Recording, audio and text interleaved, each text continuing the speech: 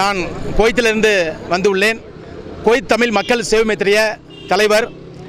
கடந்த 10 வருடங்களாக இந்த காம்கோ தனியார் மெடிக்கல் சென்டர் குறிப்பாக தமிழக மக்களிடம் பணத்தை பிடுங்குகிறார்கள்.